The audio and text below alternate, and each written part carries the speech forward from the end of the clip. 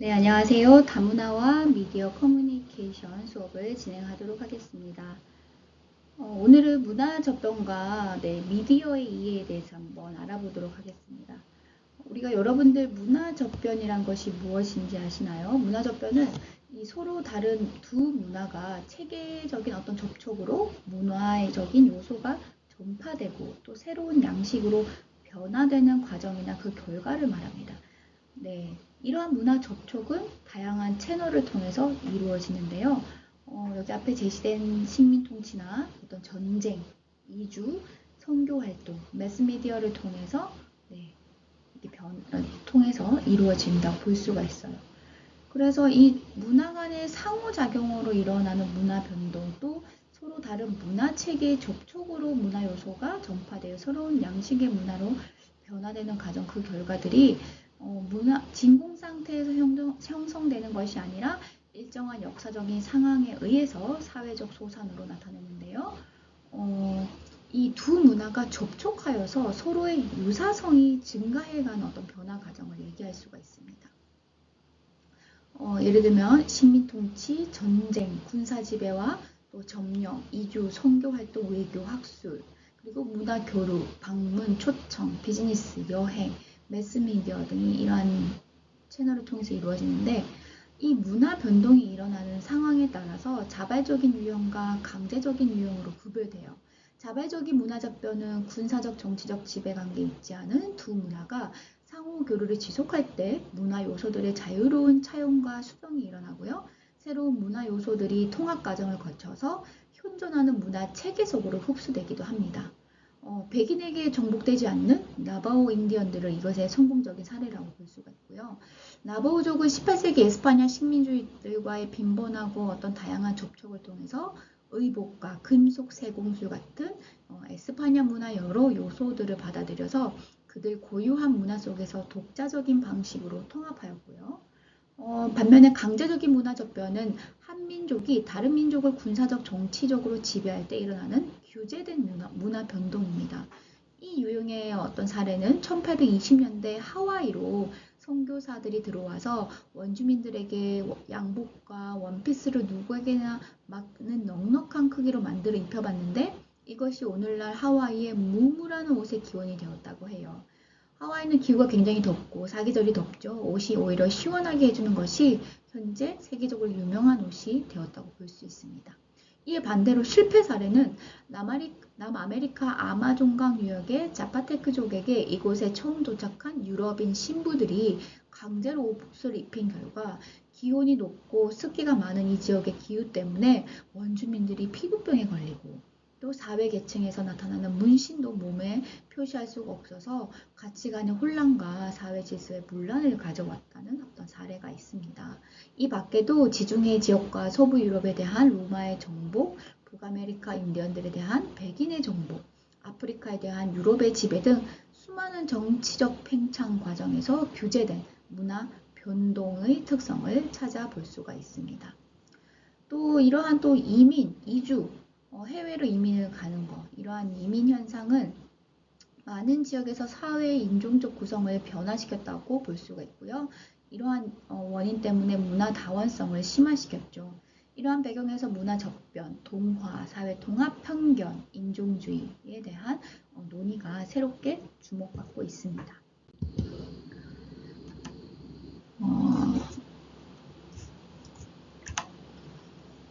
방금 말씀드린 자발적인 문화 접변, 또 강제적인 문화 접변을 살펴봤고요. 그렇다면 이제 이 문화 접변의 현상을 한번 살펴보도록 하겠습니다. 문화적인 문화의 수렴과 동질화, 문화의 체계 확장, 그다음 문화적 혼재, 문화 표류 이렇게 살펴볼 수가 있는데요.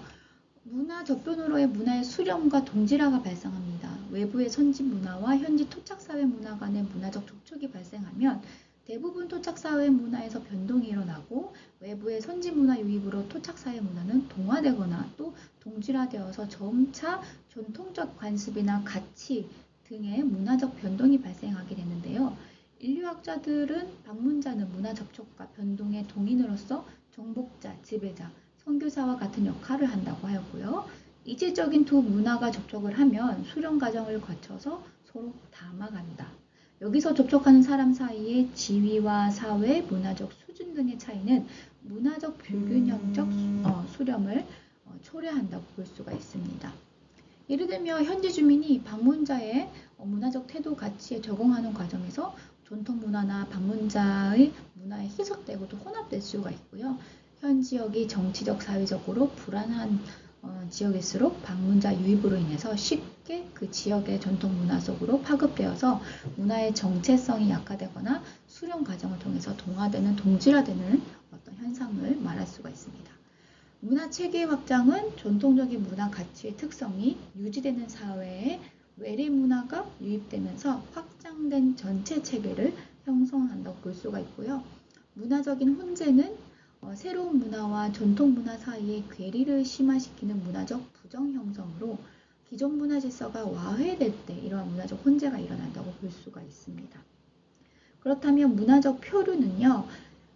문화 저변으로 문화 표류 현상이 일어나는데 문화 표류는 현지 주민과 방문자 사이에서 문화 저변이 발생한 경우에 나타나는 태도의 차이를 설명하기 위해 클린스라는 학자들에 의해서 개념화되었고, 이를테면 방문지의 문화적 변화는 주민과 방문자 사이의 연속적 문화 접촉을 가정하고 있지만 실제로 이들 간의 관계는 계절적인, 간헐적인, 혼합적으로 형성되고 있으며 또한 방문자의 역할이 주민의 역할과 다르기 때문에 문화적 표류 현상이 발생할 수밖에 없다고 볼 수가 있습니다.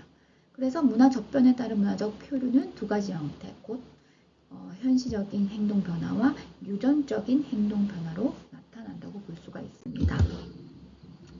그렇다면 이런 이제 문화 접변의 역사적인 배경은 19세기 미국의 인류학자들에 의해서 사용되기 시작했고 문화주의 학파에 의해서 대중화된 개념이라고 볼 수가 있습니다. 그렇다면 문화 접변과 문화화의 차이는, 문화 접변은 문화 자체의 변화를 의미하고 특정 문화가 일으키는 또 다른 문화의 변화이며 추상적인 개념이라고 볼 수 있어요. 그리고 문화가 상호작용을 강조하고, 문화화는 사람의 변화를 의미하며 특정 문화가 전파되어 적용해 나가는 과정, 그리고 또 개인이 사회화되는 과정, 한 문화 내에서 학습을 강조하는 것을 문화화라고 볼 수가 있습니다. 그래서 즉 한 개인이 태어났을 때 문화를 갖지 않고 본능만 있고 가정교육과 사회적 학습을 통해서 그 사회에 알맞는 생활 방식이나 특정한 문화를 습득해가는 과정을 우리가 문화화라고 할 수 있고, 반면에 문화 접변은 그 문화 자체의 변화를 가리킨다고 볼 수가 있습니다. 미디어의 개념과 기능의 문화 접변에 대해서 한번 살펴봤고요. 지금부터는 미디어의 개념과 이 문화 접변에서 미디어는 어떤 기능을 하는가에 대해서 한번 살펴보도록 할게요. 미디어는 의사소통이라는 의미로 사용이 되며 사고, 감정, 내용 및 세상 경험을 표현하는 수단이라고 할 수 있어요. 그래서 룸하는 일을 우리가 살고 있는 세계인, 사회에 대해 아는 것은 미디어를 통해 아는 것이다 라고 말한 바가 있는데요. 미디어는 사회적으로 제도화된 의사소통 도구이고 비형식적인 미디어와 형식적 미디어로 구분될 수가 있습니다. 비형식적 미디어는 언어라는 매체와 같이 자연스러운 이해체계, 문학이나 음악이라는 어떤 매체와 같이 예술적인 어떤 영역을 말하고, 이들은 예를 들어 기업과 같은 사회적인 조직이 아니라 관습을 통해서 규정되고, 또 관습은 한 문화 내에서 다양한 방식으로 전승되기 때문입니다. 형식적 미디어는 명시적인 방식으로 사회적인 제도들에 조직화되어 있는데, 예를 들어서 우체국이라든지 정말 어떤 전달하기 위한 수단, 전화, 텔레비전, 라디오, 언론, 영화관 등이 이에 해당한다고 볼 수가 있습니다.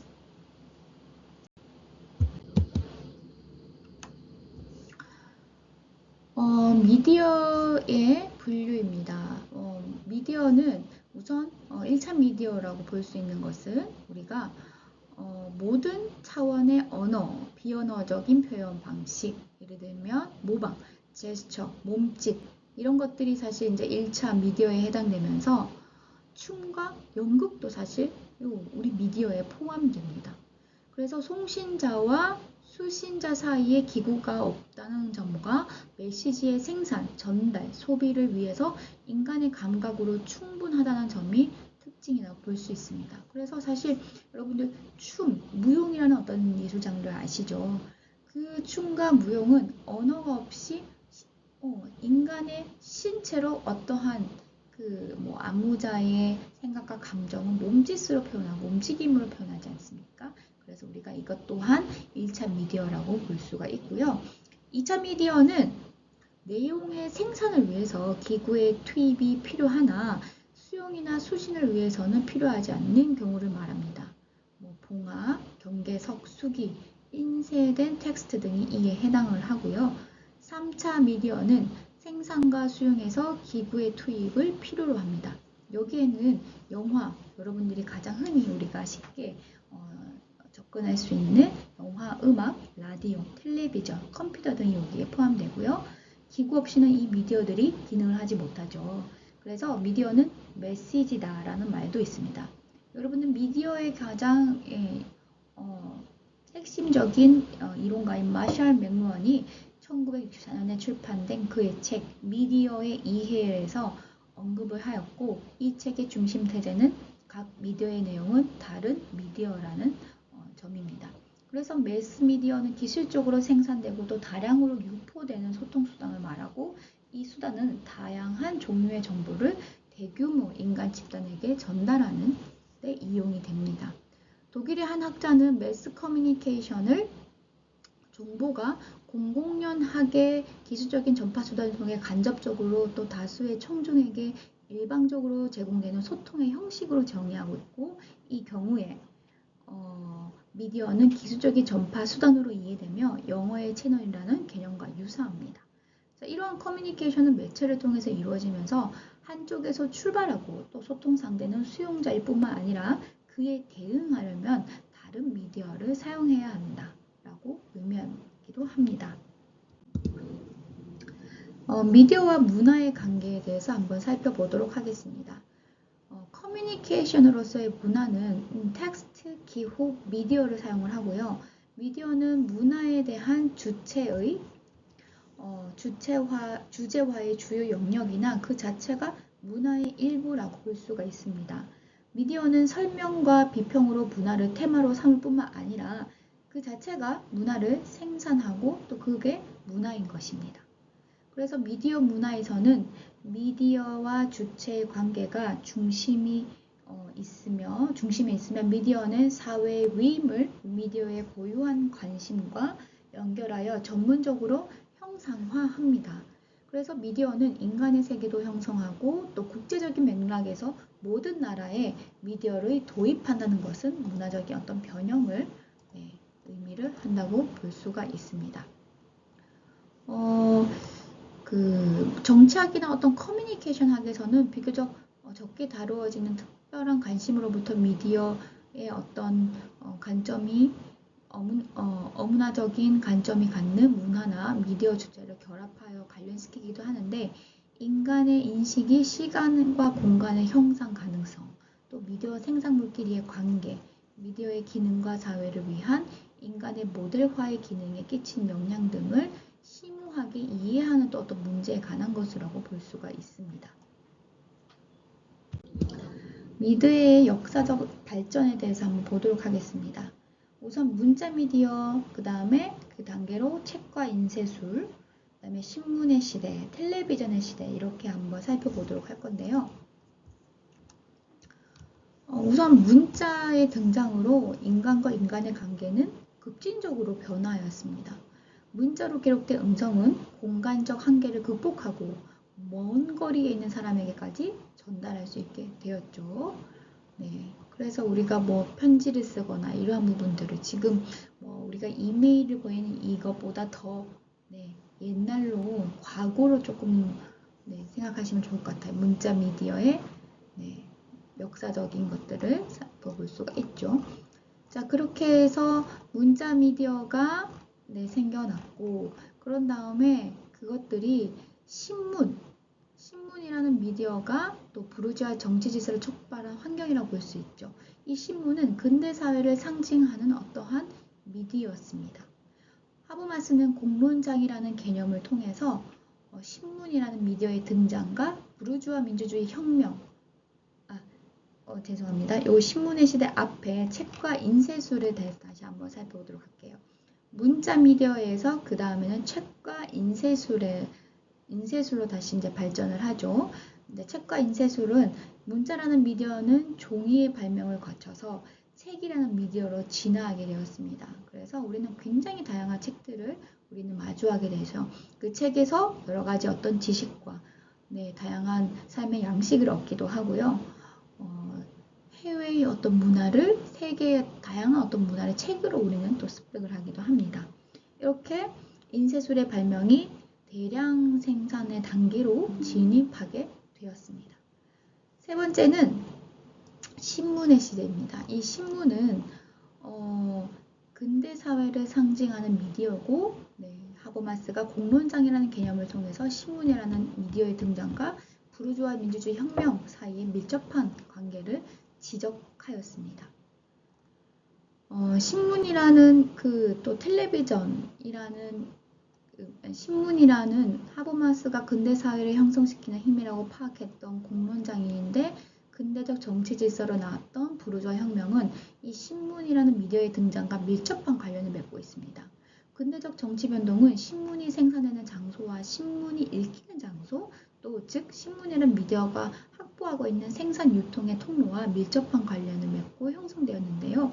신문은 이른바 근대적 독서 문화를 산출했고 또 이 책이라는 미디어의 역사는 매우 길지만 책은 오랫동안 이 소수 엘리트층만이 소비하는 미디어에 불과했지만 신문은 문자 미디어를 사용하지 않았던 엘리트 이외에 다양한 사회 구성원들이 텍스트 기반 미디어 소비자로 흡입하기 시작했습니다. 그래서 신문에 소설이 연재되기 시작하면서 대량의 독자가 근대 소설의 독자로 흡입되는 일도 발생하게 되었습니다. 그래서 이 신문이라는 미디어가 부르주아 정치 질서를 촉발한 환경이라고 볼 수가 있습니다. 그렇다면 이 텔레비전 시대는요. 텔레비전 미디어는 어떤 포디즘과 소비주의 시대를 상징하는 미디어라고 볼 수 있습니다.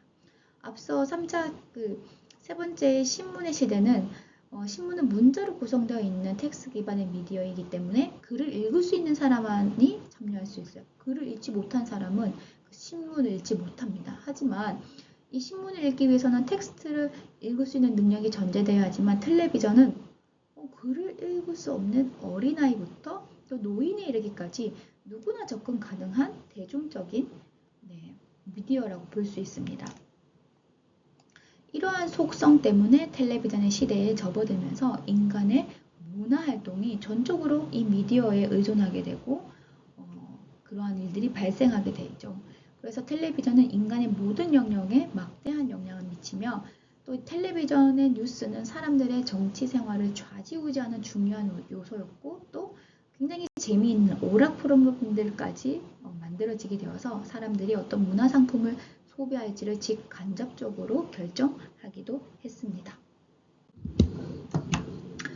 자, 미디어의 사회적 영향력입니다. 이 미디어는 다수의 존재하는 합의 가능한 입장들을 주류 입장으로 일반화함으로써 의견을 생성하기도 하고요. 또 사회 통합을 이루기도 합니다. 미디어는 집단들과 사회들의 통합이 이용되면서 사용자들에게 세계에 대한 특정 견해를 제공을 하고요. 또 미디어는 사회적인 시스템들의 안정화에 이용되면서 제도화된 힘을 강화시키고 개인의 유명세를 촉진하기도 합니다. 미디어는 사회적인 시스템들을 뒤흔들 수도 있고 제도화된 힘을 전복시킬 수도 있습니다. 이러한 사회 번역은 동독의 몰락을 부분적으로 소수 미디어에 의해서 형성된 어떤 결과라고 볼 수가 있습니다. 네.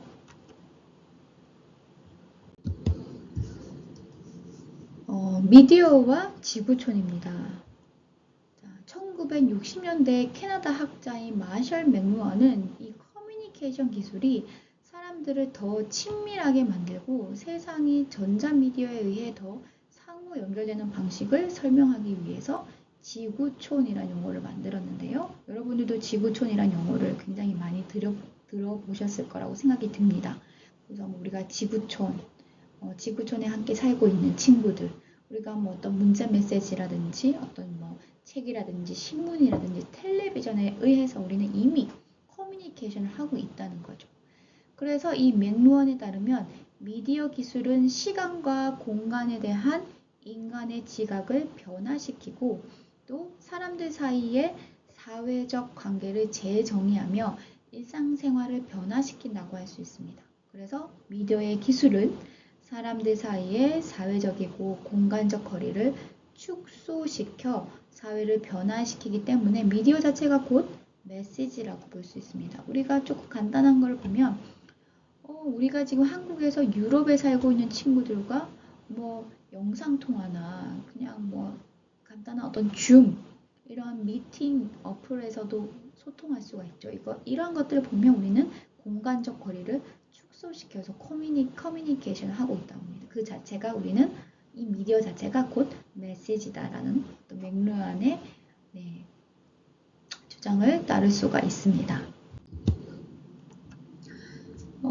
그렇다면 이 다문화 사회에서 이주민과 미디어의 재현에 대해서 한번 살펴보도록 하겠습니다.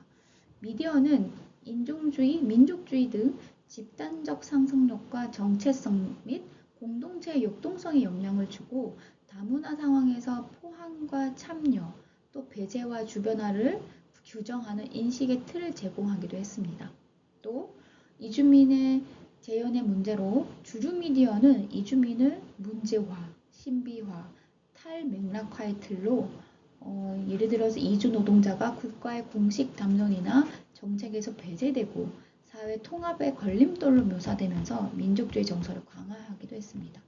그래서 많은 언론에서 이주민들의 어떤 사건 사고들을 더 부각시키기도 하고 그래서 사람들 선주민들한테 이 이주민의 이미지를 걸림돌로 묘사하게 만드는 것이 사실 또 이주민의 어떤 미디어의 재현의 문제점이라고도 꼽을 수가 있습니다. 또 뉴스나 드라마, 공익 광고는 또 이주민을 굉장한 불쌍한 모습을 강조해서 동정과 수능의 대상으로 개인화하거나 수동적인 존재, 또 위험한 타자로 묘사되면서 가부장적인 이데올로기로 전파하기도 했었습니다. 그렇기 때문에 대표적인 문제 우리나라에서 미디어의 이주민 재현 사례를 살펴볼 수가 있어요. 러브인 아시아, 또 미녀들의 수다라고 있는데 러브인 아시아는 동남아 출신의 결혼 이주 여성들이 한국에 잘 적응했고 감사하게 생각한다는 동정적 시각이 굉장히 많이 반영된 주류이고 다양한 문화를 공유한다는 점은 긍정적이지만 결혼 이주 여성을 가부장 제도에 편입하여서 순정하는 며느리와 아내로 정형화한다는 비판도 받게 되었었습니다. 그리고 미녀들의 수다는 굉장히 백인이 많이 출연하는 프로그램으로 볼 수가 있고요. 한국 문화를 희화화하거나 비하하는 내용이 굉장히 많다고 비판을 합니다. 이는 인종에 따른 미디어의 재현의 차이를 보여주는 사례라고 볼 수가 있습니다. 이런 미디어의 이주민 재현 사례는 다문화 구성원에 대한 특정 이미지를 형성을 하고 고정관념을 강화할 수가 있기 때문에 미디어에서 이주민에 대한 부정적인 면이 부각되거나 이주민을 무시하는 장면이 나오면 또 그것을 보는 이주민들은 굉장한 스트레스를 받게 되기도 합니다. 자, 그렇다면 이 소수자, 이주민들을 위해서 미디어는 어떻게 접근을 해야 될까요? 발언권을 확보하게 해야 하고 정보의 격차를 줄이고 대항적인 표현을 쓰게 해야 된다. 한국의 경우 어떠한 주류 정당도 소수자의 권리를 대변하지 않는 상황에서 소수자는 정치적 대표 불능 상태에 있고요. 이러한 상황에서 이주민들과 같은 소수자는 미디어에 대한 접근과 활용의 기회를 확보해야 하고 또 그들의 사회적 발언권을 가질 수가 있습니다. 그리고 이주민은 이주로 인한 언어적인, 문화적인 차이와 사회관계의 제약으로 인해서 정보나 문화에 대한 접근과 활용 능력의 격차의 문제도 다양하게 겪고가 있고요. 그렇기 때문에 이 미디어를 그 정보 격차를 줄일 수 있는 수단으로 사용을 해야 합니다. 그리고 미디어는 소수자가 스스로의 힘으로 고정관념이나 혐오 표현에 맞설 수 있는 대항적 표현을 소통하는 장이라고 볼 수 있겠고요. 이 장을 통해서 소수자들 그들의 요구와 정체성을 표현하고 실천할 수가 있습니다. 문화접변과 미디어의 미래를 한번 살펴볼게요. 이주민 등 소수자의 문제는 소수자만이 문제가 아니라 이 선주민이나 다수자와 소수자가 어떻게 관계를 만들어 나가느냐가 문제입니다. 그렇게 따라서 이 선주민과 소수자, 다수자와 소수자 모두가 서로 달라지기를 배우는 과정이 중요하고요. 미디어는 이 다문화 사회 시민교육을 위한 사회적인 어떤 커리큘럼으로서 차별과 불평등 구조를 드러내고 여기에 대한 대안을 제시해야 합니다. 미디어의 발전과 함께 문화 접변은 더욱 가속화될 것이고 앞으로 이는 새로운 문화적 정체성과 다양성을 창출할 수 있는 기회가 될 수가 있습니다.